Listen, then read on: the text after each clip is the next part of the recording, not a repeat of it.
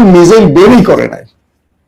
শত্রু যেই লেভেলে খেলছে ইরান তার লেভেল ধরেই খেলছে, এবং এই লেভেল মেনটেন করতে গিয়ে ইরান কিছু কিছু আপগ্রেড মিসাইল ব্যবহার করেছে, কিন্তু অধিকাংশ যুদ্ধের প্রথম 20 দিন 25 দিন বা 1 মাস তারা এক যুগ আগের মিসাইলগুলো ব্যবহার করেছে।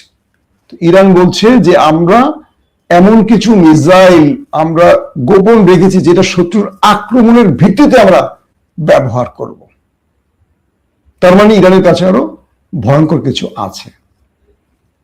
পরের বিষয়টি কি, তিনি বলছেন ইরানের সেনাপ্রধান, ওরা আসবে নিজের পায়ে, কিন্তু ফিরবে না নিজের পায়ে, ফিরবে কফিনে করে। এই কথা শুনলে আমেরিকান সেনাদের প্যান্ট ভিজে যাওয়ার কথা না? কেউ যুদ্ধে আসতে চাচ্ছে না।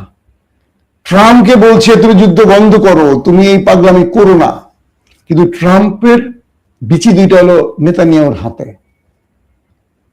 বিচি শব্দটা কি খারাপ বলে ফেললাম? বুড়া বেটার আর কি হবে? ট্রাম্প কি করবে সিদ্ধান্ত নেন নেতানিয়াহু। নেতানিয়াহু যুদ্ধ থেকে ফিরতে চান না, কারণ তার টার্গেট গ্রেটার ইসরায়েল। তার টার্গেট ওই যে তালমুদের তথ্য অনুযায়ী, তালমুদ তাদের ধর্মগ্রন্থ, তাদের যে দাজ্জালকে আনতে হবে, থার্ড টেম্পল তৈরি করতে হবে, সেই টাইমটা এখন। এখন তারা বিজয়ী না হলে আর কখনো হবে না। এই ভয়ে ইসরায়েল ট্রাম্পকে দিয়ে সবকিছু করছে। আমি আপনাদের একদিন হিস্ট্রি শুনিয়েছিলাম না, যে মার্কিন প্রেসিডেন্ট যে যাকে হত্যা করা হয়েছিল শুধু ওই দেশটির বিরোধিতা করার জন্য,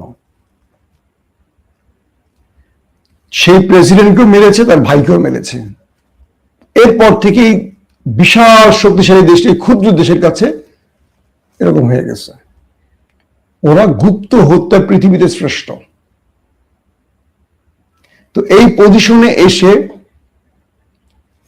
মার্কিন প্রেসিডেন্ট এখন যতগুলো সিদ্ধান্ত নিচ্ছেন, একটা সিদ্ধান্ত তার দেশের পক্ষে যাচ্ছে না। আমেরিকার ইন্টেলিজেন্স সোর্স বলছে ইরান তার দেশের মধ্যে, অর্থাৎ গত 40 দিন যে পলিসিতে যুদ্ধ করেছে, এই যুদ্ধ থেকে তারা ভিন্ন প্রেক্ষাপটে এবার হিট করবে, কারণ আমেরিকার টার্গেট এবার স্থল অভিযান। তো স্থল অভিযানে তারা তাদের রাষ্ট্রের যে পয়েন্টগুলো দিয়ে আমেরিকা প্রবেশ করতে পারে, এখানে মাইন পুঁতে রেখেছে। যেখানে প্যারাটুপারা নামতে পারে সম্ভাব্য জায়গাগুলোতে মাইন পুঁতে রেখেছে। তো আমেরিকার পা দিবে আর শুধু বিস্ফোরণ হবে। আমেরিকা তো সব জানে না।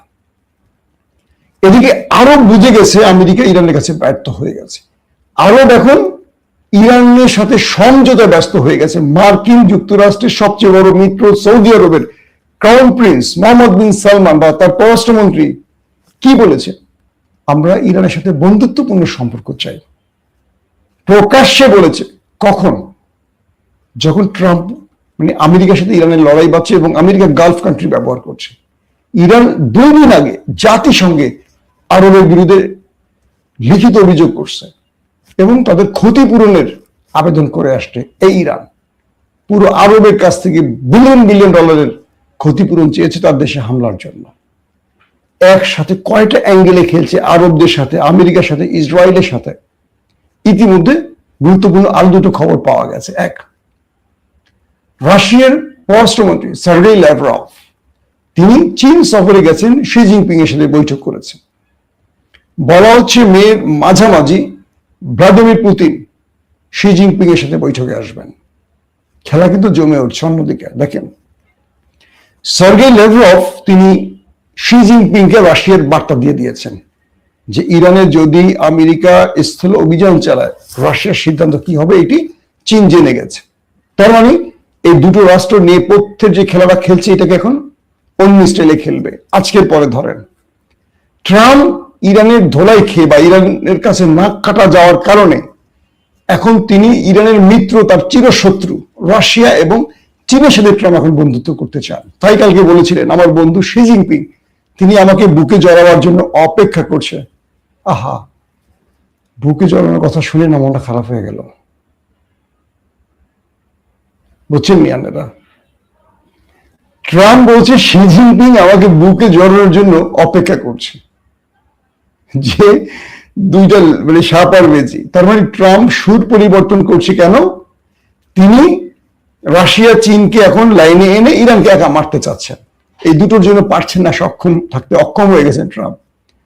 কিন্তু মিস্টার ভ্লাদিমির পুতিনের সাথে শি জিনপিং এর বৈঠকের পরপরই ডোনাল্ড ট্রাম্পের একটি বৈঠক নির্ধারিত হচ্ছে, অর্থাৎ এই তিন রাষ্ট্রনায়কদের মধ্যে একটা বৈঠক হচ্ছে, হয়তো আলাদা হবে। ধরেন আজকে তো সের্গেই ল্যাভরভের সাথে হয়ে গেছে রাশিয়ার পররাষ্ট্রমন্ত্রী, মের মাঝামাঝি হবে ভ্লাদিমির পুতিনের সাথে, এর পরপরই হবে আমেরিকার প্রেসিডেন্টের সাথে শি জিনপিং এর বৈঠক।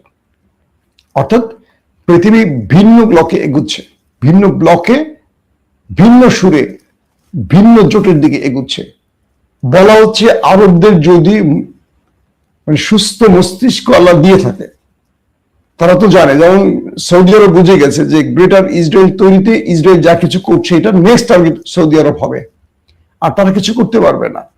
তাই তারা এখন নিজের স্বার্থের প্রয়োজন হলেও ইরানকে সমর্থন দেবে হয়তো। এই কাজটি এখন তুরস্ক আর পাকিস্তান করে দিচ্ছে। আজকে পাকিস্তানের সেনাপ্রধান ইরান সফর করেছেন, পাকিস্তানের প্রধানমন্ত্রী পররাষ্ট্রমন্ত্রী সৌদি আরব সফর করেছেন। অর্থাৎ এই পাকিস্তান চাইছে ইরান এবং সৌদি আরবের মধ্যে একটা বন্ধুত্ব করতে, যেটা আমেরিকা এতদিন তার কন্ট্রোলে রেখেছিল। পাশাপাশি এরদোয়ানের সাথে এখন হার্ড লাইনে ফাইট চলতেছে নেতানিয়াহুর। যে কোনো সময় এই যুদ্ধে তুরস্ক জড়িয়ে যেতে পারে ধারণা করা হচ্ছে। তার মানে একটা হাই ভোল্টেজ ম্যাচ আগামীতে আমরা দেখতে যাচ্ছি। প্রিয় দর্শক, তাহলে আজকের মতো বিদায় নেই। বিদায়ের সময় আরেকটি কথা বলি, আমাদের আরেকটি চ্যানেল আসছে, আপনাদের খুব পছন্দের চ্যানেল হবে, ডকুমেন্টেশন ভিডিও সহ। আমরা তো এখানে ভিডিও দেখাই না সঙ্গত কারণে, ওপেন ভিউ টিভি। আপনারা সাবস্ক্রাইব করতে পারেন চ্যানেলটি। খুব শীঘ্রই এটা আমরা বড় ফ্রেমে আসবো, মানে কি আপনাদের জন্য অসাধারণ কিছু প্রেজেন্টেশন আমরা দিব এই চ্যানেলটিতে। ফেসবুক এবং ইউটিউবে খুঁজতে পারেন ওপেন ভিউ টিভি। থাকবো আমি মাসুম মাহবুব নিয়মিত আপনাদের সাথে সেখানে, এবং দুর্দান্ত কিছু খবরও পাবেন এবং আমাদের তথ্যচিত্র সেখানে আমরা দেখাবো, যেটার আমাকে অনেকেই আপনারা অনুরোধ করেছেন যে মাসুম ভাই এই টাইপের ভিডিও দেখতে চান। সেগুলোর জন্য আমরা একটা বড় সেট আপ রেডি করছি, শীঘ্রই আমরা সেখানে হাজির হব। আজকের মতো বিদায় নেই, প্রত্যেকে ভালো থাকবেন। আমেরিকা যাহার বন্ধু তার শত্রুর কোনো প্রয়োজন হয় না। আপনারা আন্তর্জাতিক সংবাদগুলো নিয়মিত শুনতে পাচ্ছেন আমাদের এই চ্যানেল থেকে। অবশ্যই চ্যানেলটি সাবস্ক্রাইব করে সঙ্গে থাকবেন। তো আমেরিকা তারা বারবার যুদ্ধবিরতির কথা বলে। আপনারা জানেন যে ইসরায়েল ফিলিস্তিনের সঙ্গেও বারবার যুদ্ধবিরতির কথা বলেছে, লেবাননের সঙ্গে বারবার যুদ্ধবিরতির কথা বলেছে, কিন্তু কাঙ্ক্ষিত যে যুদ্ধবিরতিটি হয়নি। আবার সেদিনই দেখা যাচ্ছে তাদের ইচ্ছা খুশি মতো হামলা চালিয়েছে। তো ইসরায়েল কিংবা যুক্তরাষ্ট্রের প্রতি কোনো বিশ্বাস নেই। আমরা জানি যে তারা বিশ্বাস ভঙ্গের কাজ করেছে ইতিপূর্বে, তাই ইরানও ট্রাম্প এবং নেতানিয়াহুর ফাঁদে পা না দেওয়াটাই যুক্তিসঙ্গত হবে।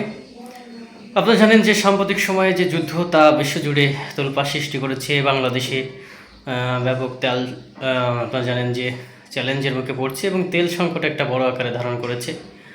সেই জায়গা থেকে অবশ্যই বাংলাদেশের মুক্তির জন্য ইরানের সঙ্গে সম্পর্ক ভালো জোরদার করতে হবে। যুক্তরাষ্ট্রের দাবিদারি শাসন ব্যবস্থা চালু করা যাবে না। এই ছিল আজকের মতো সংবাদ বিশ্লেষণ। অবশ্যই সঙ্গে থাকবেন, চ্যানেলটি সাবস্ক্রাইব করবেন, লাইক কমেন্ট শেয়ার করবেন। ধন্যবাদ।